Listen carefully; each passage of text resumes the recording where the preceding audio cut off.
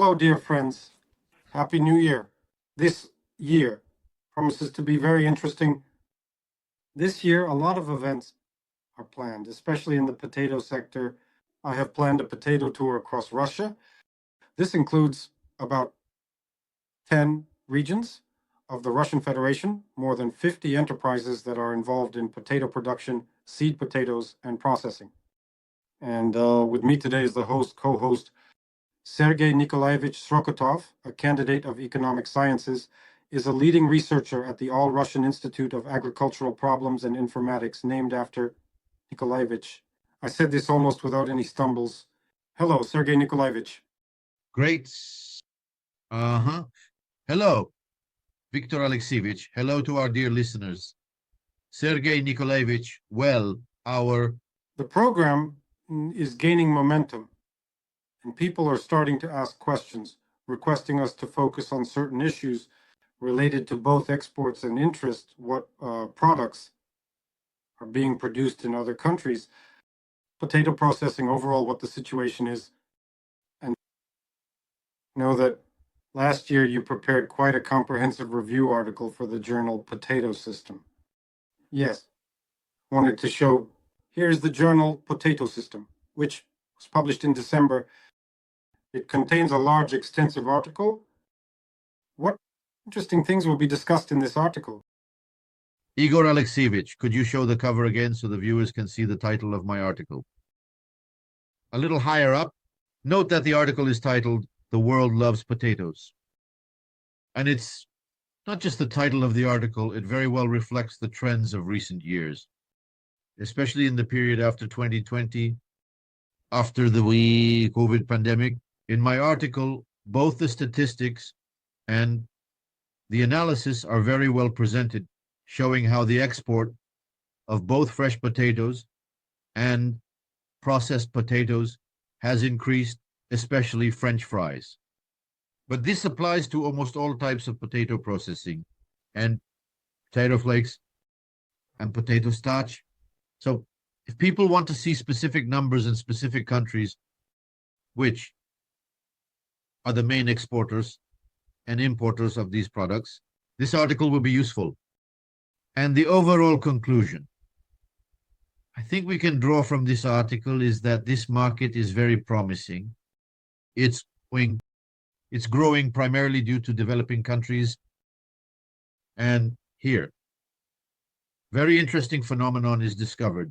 Everyone knows quite well that as income increases, meat consumption increases, but no one could have predicted that with rising incomes, potato consumption would also grow. Nevertheless, this fact exists. So this market is very promising. And main thing is that it is very promising for us. In recent years, as noted in this article, there have been significant changes in this market. China and India are pushing out Europe and North America, and I understand, will be pushing out China and India. Yeah, last year I thought I visited 4 continents, but my son, who has an A in geography, said, "Dad, wait, you actually visited 5 continents because Cuba is in North America." I visited 5 continents because Cuba is in North America after all. And I can proudly say that I have visited 5 continents.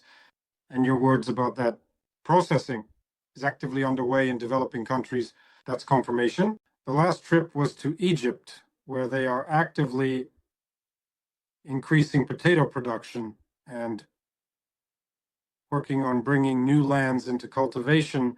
Interestingly for me, it was also the deserts. In the deserts, as it turned out, the depth of the water table is between 30 to 100 meters, and underground lakes, which is very characteristic. And with some of the processed potato producers I managed to talk to in Egypt, they already have developments for exporting French fries to the European Union. Can you imagine the European Union is starting to buy Egyptian and Indian potatoes? Egypt is very actively and increasingly entering European and other markets. And we will talk about this in our program. I would also like to make a small announcement. Next week, there will be a big agri-tech exhibition featuring potatoes, fruits, and vegetables. And on the first day, January 22nd, I will be moderating a large practical session. It's called agro-export, new markets, and new opportunities. The session will take place at 4 p.m. Check the program on the website. I'll drop the link. Please come by. I would be happy to talk to you in person and answer your questions, because we really need to not only focus on domestic production and consumption of potatoes, but also think about the markets that will be interesting to us in case of potato overproduction. This is considering the increasing technological advancements in potato production. We need to focus not only on domestic production and consumption of potatoes, but also think about the markets that will be interesting to us in case of potato overproduction. This is considering the increasing technological advancements in potato production. Of course, Sergei Nikolaevich, let's go through the questions in order. We have a number of questions that we want to address today. We'll talk about it. So we have the main factors driving the growth of global potato production, as we already mentioned. This includes chips, French fries, and changes in the regions where potatoes are produced. What interesting figures do you have? What interesting data do you have? What can you tell us? Viktor Alexievich, just now, FAO has published fresh figures on agricultural production, including potatoes for the year 2023, and the FAO expert notes that 2023 has been another year of record potato harvest worldwide. A total of 383 million tons were harvested. Moreover, according to preliminary estimates, a new record will be set in 2024. Most likely more than 390 million tons will be harvested. So we see that potato production is increasing. I would also like to tell our listeners that according to FAO estimates, this process will continue all of this decade. And the preliminary FAO forecast is that by 2030, global potato production could exceed as much as 700 million tons. And this is not just a trend of recent years. This trend has been observed for almost the last 50 years. Moreover, it is very characteristic. For the last 50 years, production has been increasing in Asia and decreasing in Europe. So here are some general figures for you. Over the last 50 years, potato production in Asia has increased sixfold, and it has decreased by half in Europe. They are also our main producers. The main potato producers, let's say not the main ones, but the top spots, taken by China and India. And both reached record harvests in 2023. China harvested 93 million tons and India harvested 60 million tons. What's interesting about India, there is the highest growth. Compared to 2020, the harvest in India increased by 12 million tons. The area under cultivation has increased by 15%. These are the highest growth rates. Well, I would like to say that there are some factors that have become particularly active after 2020. What was happening? There was a sharp increase in the market for processed foods, and countries like China and India entered these markets. What actually stimulated this was an additional incentive for increasing production. I think that the patterns in general show that there has been growth after 2020. This is the post-pandemic period. What is the growth related to? As we discussed, there is already increase in meat consumption with the rise in prosperity. There is increase in potato consumption. Moreover, I think that African potatoes are a product that goes hand in hand with tourists. Accordingly, all of Southeast Asia is actively developing in tourism. What is the simplest for a tourist? Personally, for me, as a tourist, as a person who arrives in a country not knowing their traditions and culinary delights. As I say, in China, it's better not to know what they cooked, but in India, where they cooked it, so it's to order a burger with a patty. In India, you can't get beef, so at least some kind of burger and French fries, that's the simplest thing. A tourist can quickly and relatively inexpensively place an order. You say that there is growth in China and India. If India, I observed, and now I read a lot of information among my contacts, what they are actively working not only on increasing the areas, but also investing significant funds into the technology of potato production. It has always been thought that India is a large annual labor force. Potato harvesting relies on cheap labor. Now they are investing in modern technologies for field processing. They are putting a lot of money into science. They are trying to find their own potato varieties that would be adapted to their climatic conditions. But considering that there is still an increase in potato processing production, there are regions where both potato production and consumption are decreasing. This is Europe. What is it related to?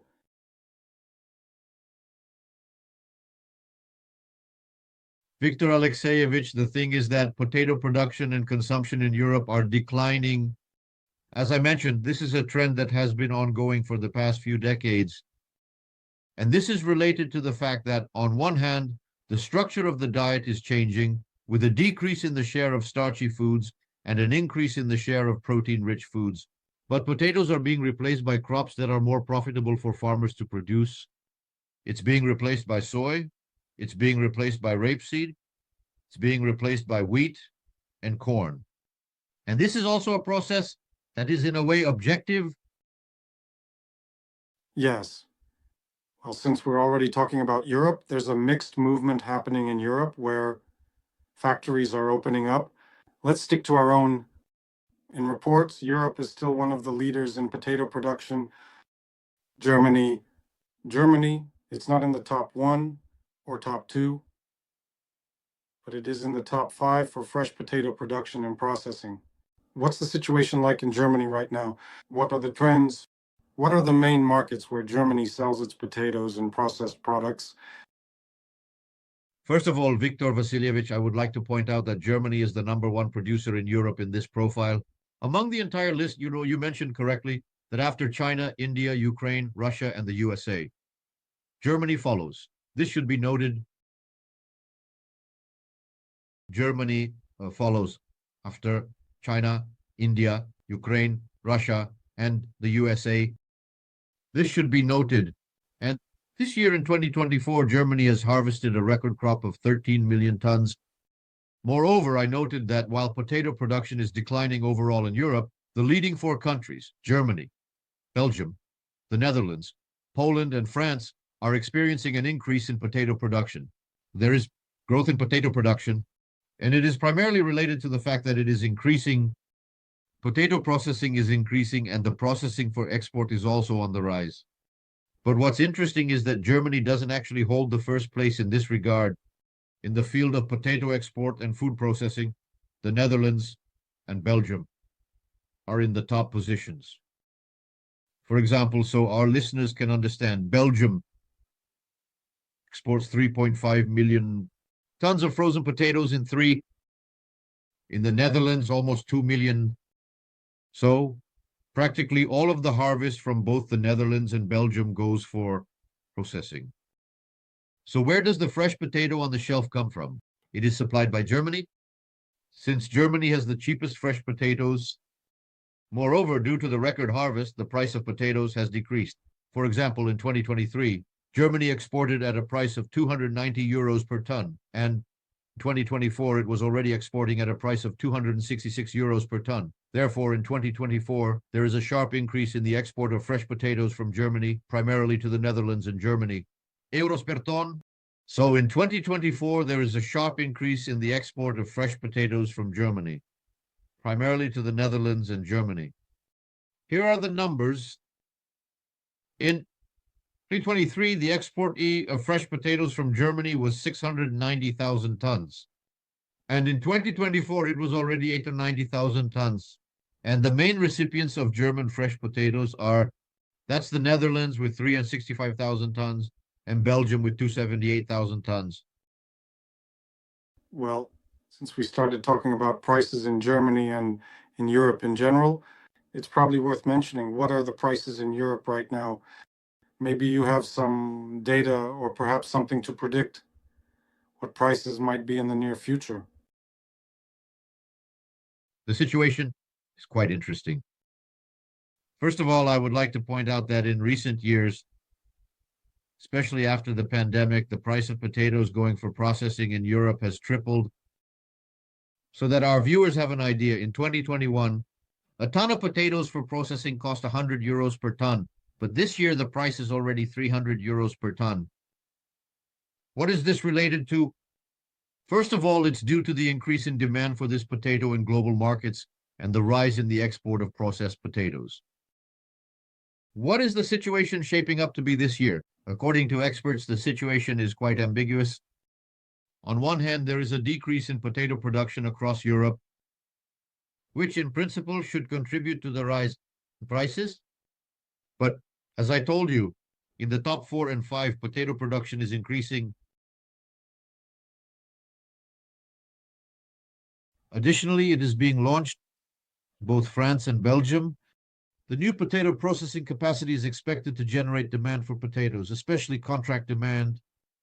But this year's experience has shown that potato producers and processors are expanding their contracts. A lot of potatoes have been left unsold. What could contribute to a decrease in prices? This is also a very important factor. Yes, the processing capacity for potato production is increasing, but the markets have declined. China and India are pushing Europe out of Asian markets, while Trump is pushing Europe out of American markets. Well, yes. If we're already talking about Mr. Trump, then the situation, as we discussed earlier, it's interesting how it will turn out. I'm just curious. Canada, which is a supplier of French fries on the east coast of the US, considering the 25% tariffs, how will the structure of potato imports and exports in North America change? It will be interesting to watch in the next 2-3 months. They had a scandal over price collusion in the US among the largest producers of French fries. I know that a Belgian company plans to open production in the United States. The picture is shaping up to be very interesting, but we'll see. Let's go back to Europe. Last year, in 2024, the weather conditions were not very favorable, both in the Russian Federation and in Turkey, Europe, and Spain. Spain has experienced more serious climate disasters, climate, temperature. What has changed in the structure of potato production? In Spain, it has always been one of the main producers of early potatoes for the European Union. What's happening in Spain right now? What changes happening there? Unfortunately, the situation for Spanish farmers is not very good. They are losing the competition in the European markets of France and Germany. There, the potatoes are cheaper. Moreover, they are also losing competition to Egyptian potatoes. Well, let's take a look at the overall situation. For all the recent years, let's say the last 10 years, potato production in Spain is declining, and it has decreased by 300,000 tons over the last 10 years, from 2.2 million to 1.9. There is a reduction in the planted areas. It has decreased by 10,000. And if we look back over the 20 years since 2000, potato plantings in Spain have halved. In 2000, there were 120,000 hectares of potatoes in Spain. Now there are only 60 left. Plus, they have started to lose even in their traditional markets, since Spain is the southernmost country in Europe, and they have always been the main suppliers of early potatoes. They have started to lose this market to the Egyptians. In 1924, this picture vividly showcased the advantage of Egyptian potatoes. In 1924, Egypt's export of early potatoes to Spain increased fourfold, up to 67,000 tons. This even sparked a protest from the side of the Spanish Potato Growers Association. They believe that the expansion of exports, and most importantly, the granting of permission to Egyptians to supply early potatoes, violates the European Community's legislation on fair competition. And plus, from their point of view, specifically the Spanish potato growers, Egypt does not comply with all the phytosanitary regulations regarding potato supplies. That's the situation in Spain. Regarding Egypt, I want to say the following. Egypt's potato production last year was around 7 million tons, which in principle is comparable to potato production in Russia. And yes, the price of potatoes in December, their early potatoes, which are meant only for domestic consumption, was about 16 rubles per kilogram. These are pretty good prices. It's January. Now let's live for a couple of weeks. The active potato harvest will begin in Egypt. Let's see where it's heading. What are the volumes? What are the forecasts for the harvest? I think in the next broadcast, we will be able to provide information on what we can expect from Egypt and possibly how much we should expect in Russia and at what price it will be. Threatening Russian potato producers. Let's turn to their neighbors. Portugal. Portugal is also a southern country that is focused on producing early potatoes. I know that they also have problems related, including those with early potatoes. Look, Victor Alexeyevich, yes, Portugal isn't a country that's often talked about a lot, and this is the first time we've mentioned it in our reports. So let's start with a general overview. Portugal currently ranks 14th in Europe among EU countries, which now has 27 countries in terms of potato production. And in 2023, 357,000 tons were produced. But the yield in Portugal is quite low. For example, if the potato yield in Germany is 45, 50 tons per hectare, in Portugal it's 20, 25 tons. So it's almost half. What else is interesting? In recent years, potatoes have become the most profitable crop among all the others. It's more profitable than corn, more profitable than wheat, more profitable than tomatoes and many other crops. How is that? In Portugal, processing is developing, and most potato farmers are signing contracts for supplying potatoes for processing.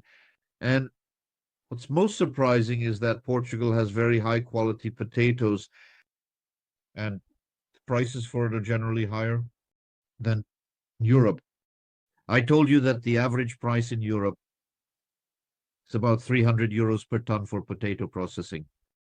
So in Portugal, it's 350, 400. Well, yes, it's worth growing. Potatoes in Portugal. Sergei Nikolaevich, I think that the situation in the industry is changing. We need to analyze it together, to take a look, and of course, those who are informed are armed. I'm addressing our viewers, our processors.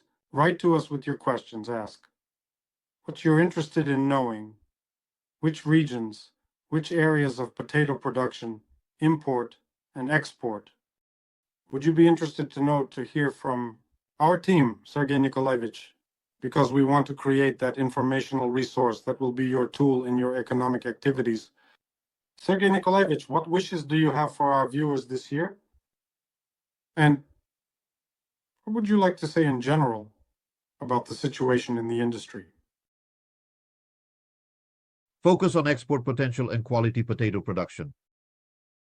Advice to Russian entrepreneurs, potato growers, and processors to pay special attention to export potential. What I wrote about in my article is to expand the capacities for growing high-quality potatoes that meet export standards. I would really like to see an expansion of processing capacities for potatoes, expanding the capacities for producing frozen French fries, expanding the production capacities for making potato flakes. I would really like to wish them well, but knowing the state of our financial markets and the cost of loans, honestly, I just don't even know how this year will turn out. This is going to be a very tough year. I'm just looking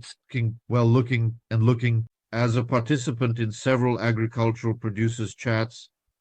They all unanimously believe that this year they will face very serious limitations in their ability to borrow funds. And as you may also know, Sberbank wants to exit the program for preferential lending to agricultural producers. This is also a rather negative signal for the industry. So, wish everyone prosperity and growth in production. But we understand that the situation is quite complicated. Yes, thank you very much, Sergei Nikolaevich. Wishing everyone good harvest and fair prices this year. See you in a week. Next week, I will be happy to meet each of you at the Potato and Vegetables exhibition Come on over, don't be shy. I'm ready to answer all your questions. You can get the magazine with the article by Sergei Nikolaevich almost at any booth of the participants in this event or at any of the sessions. It will be sitting on your chair. Sergei Nikolaevich, thank you once again, and see you soon. Wishing you all the best. Goodbye, and happy plum. Here.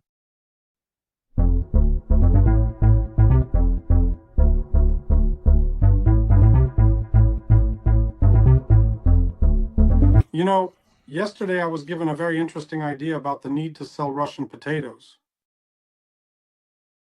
That's all we've been doing. That we promote Russian potatoes. Not only that, but also dishes made from Russian potatoes. So there are, all sorts of things, like potato pancakes, Belarusian ones, right? Well, unfortunately, they aren't that well known around the world, but it's a very interesting product. Yeah, hash browns if we can sell potato pancakes, Belarusian. And here I came across the word. I searched and couldn't find the word pirozhok in other languages. I can say it straight out. The word is pies, not just pirozhok, but pies. They are already being actively used, at least in the States and in Canada. I can definitely tell you that. The word pirozhok is, in principle, fine in transcription and pronunciation in many languages. It's too long for English-speaking countries, and they already know what pies are.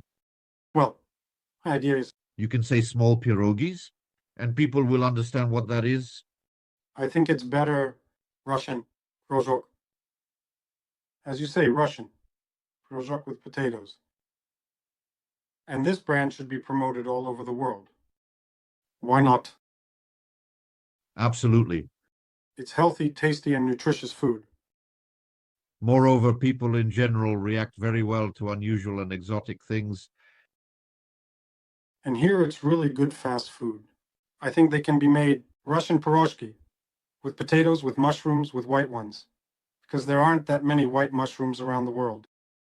And this will be a really good brand that promotes both potato farming and the production of grain and flour in Russia.